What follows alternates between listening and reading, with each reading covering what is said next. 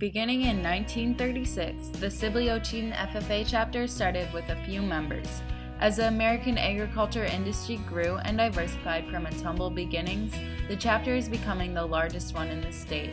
Now with a chapter membership of over 125, it is important for the SOFFA chapter to keep up with its growth. In the past couple of years, the chapter has added 13 new programs and activities onto all of the many other community service and leadership activities we already do. I'm originally from the Chicago area, and I moved here when I was younger, and the city girl has always been a part of me. So I was thinking, what do I have to do with FFA? It's just for farmers, right? Which is classic. Anyone who doesn't know what it is would think. So eventually I gave in and I tried it and I loved it. So it was a really good decision and I'm glad I joined. I think students join FFA either because it's expected of them, like they grew up on a farm or farm kids and their brothers and sisters were all in it. They want to learn more about agriculture, or they just want to have fun. I really think that students can join FFA because they hear that everybody belongs there. There's a purpose and place for everybody. Coming to Sibley-Ocheyedan was a no-brainer for me.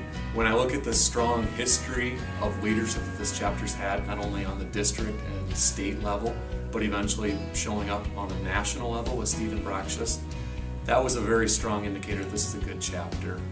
I felt that Sibley-Ocheyedan was probably the best place to start teaching. So with a project started by students, we are embarking on expanding the Sibley-Ocheyedan Agriculture Education Program, a fundraising campaign to raise up to $400,000 to hire a second instructor for the egg program. Not only will this addition provide numerous opportunities for students, it will also expand the egg program into the middle school, giving tomorrow's leaders an even earlier start.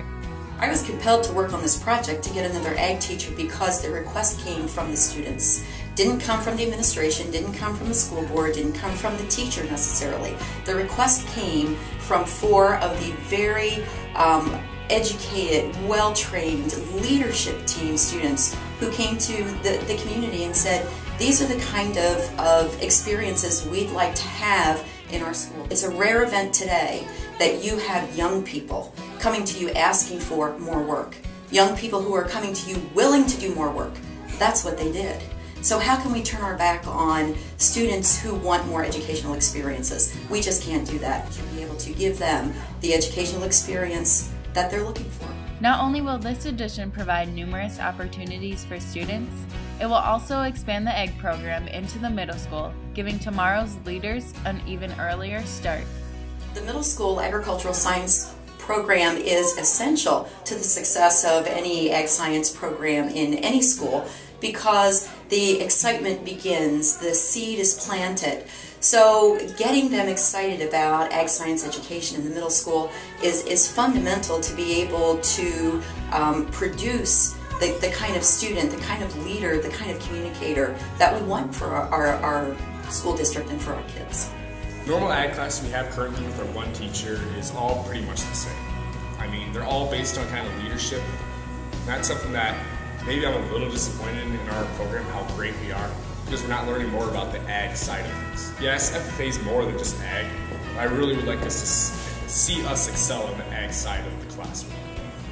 I would like to see them as you have a horticulture class or an animal science class or a specific topic. So these broad classes, they cover all kinds of stuff, but if someone wants to focus in on that one thing, they can do it. The SOFFA chapter did have 2 teachers back in the 1990s. We had come off of kind of the farm crisis of the 80s, and we had just unbelievable amounts of numbers coming in. Unfortunately, when he left, we were unable to replace him with a suitable replacement, and we went back to 1 instructor due to budget reasons. Well, I believe the SO Ag Department needs to be a 2-person department for a variety of reasons. Number one, there's the interest that we have here in this program that's second to none.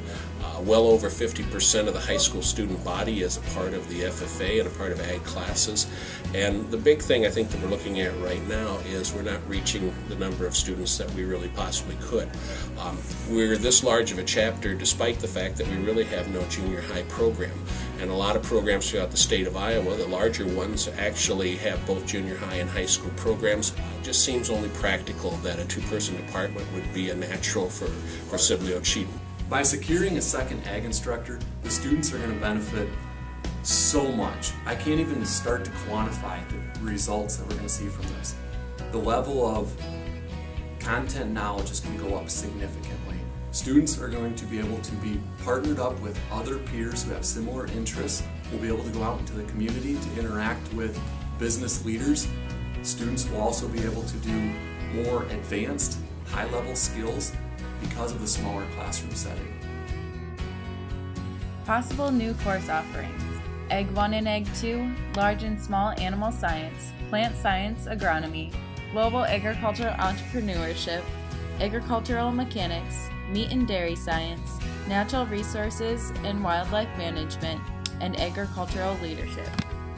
The school board, after examining their financial position, realized that adding a second FFA teacher was just not within their means.